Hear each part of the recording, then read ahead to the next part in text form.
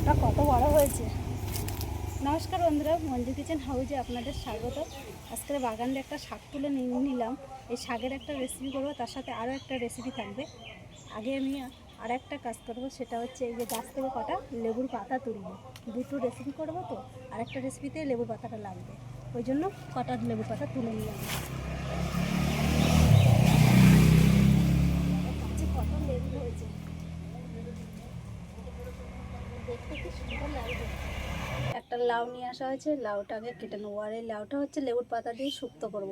আর এই গরমের সময় কিন্তু লাউ খাওয়া খুবই ভালো, কেননা পেট ঠান্ডা করে লাউতে, আমরা প্রত্যেকেই কিন্তু জানি। লাউটা একদম কচি লাউ। লাউটা কেটে এরকম গোটা অবস্থায় কিন্তু আমি ধুয়ে নিলাম। এবার আমি কুচিয়ে নেবো ছোটো ছোটো করে।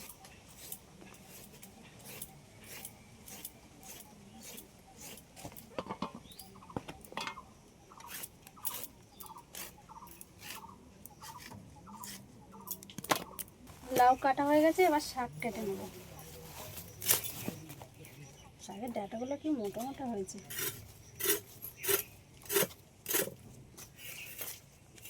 গোড়াটা কিন্তু আমি ফেলবো না, এরকমভাবে একটু আস্তে আস্তে নিলেই কিন্তু এই গোড়া কিন্তু মিষ্টি লাগে শাকের ডাঁটার।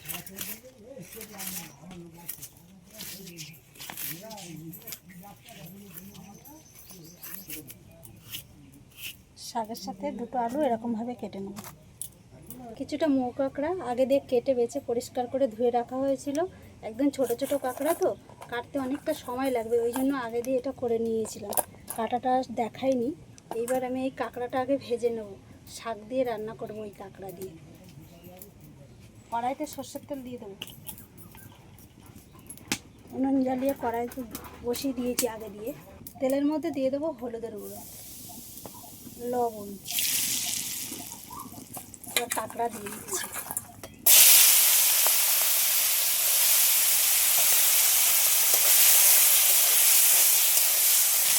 কাঁকড়াগুলো একটু হালকা করে ভেজে নিয়েছি, এবার তুলে নেব।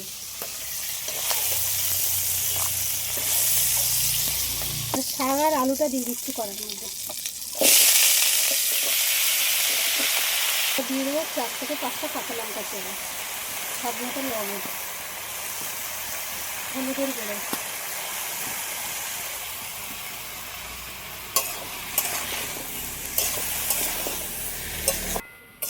শাকটা একটু কমে এলে এবার জল দিয়ে দিচ্ছি।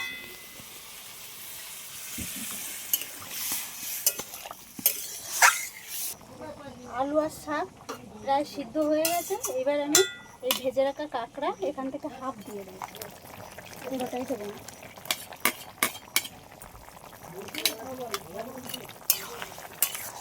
আবারও ভালো করে সব একসাথে আর একটু ফুটিয়ে নেব। শাক এটা লাভিয়ে নিলাম। সর্ষের তেল দিয়ে দিয়েছি, ফোড়নে দিয়ে দিচ্ছি 5 ফোড়ন।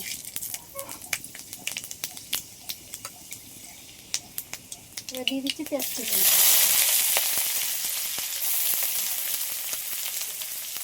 4 থেকে 5টা রসুন ছোটো করে নিয়েছি, এটাও দিয়ে দিলাম।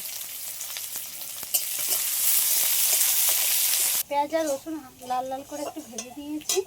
এবার আমি তরকারিটা ঢেলে দেবো।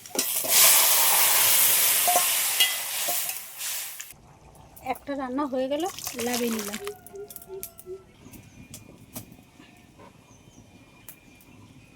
তেলের পরে একটা শুকনো লঙ্কা কেটে দিয়ে দিচ্ছি।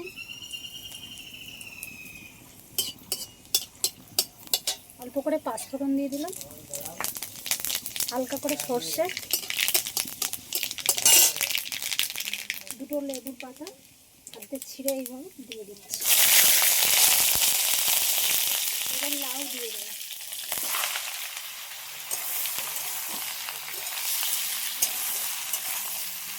স্বাদ মতো লবণটাও দিয়ে দিচ্ছি, হলুদের গুঁড়ো।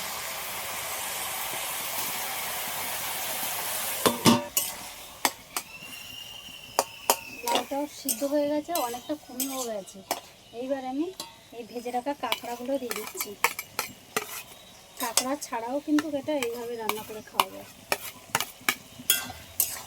একদম অল্প করে সর্ষে নিয়েছি, কালো সর্ষে, এগুলো বেটে নিচ্ছি।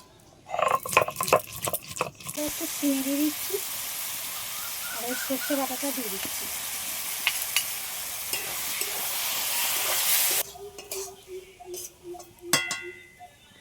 পাতা দিয়ে লাউ শুক্তো হয়ে গেল, লাভিয়ে নিই।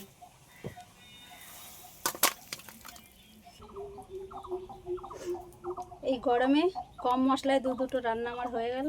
আর আপনাদের যদি এই ভিডিওটা ভালো লেগে থাকে আমার চ্যানেলটিকে সাবস্ক্রাইব করবেন, লাইক কমেন্ট শেয়ার করে বন্ধু হয়ে পাশে থাকবেন। আর ফেসবুক পেজ থেকে দেখলেন পেজটিকে ফলো করবেন।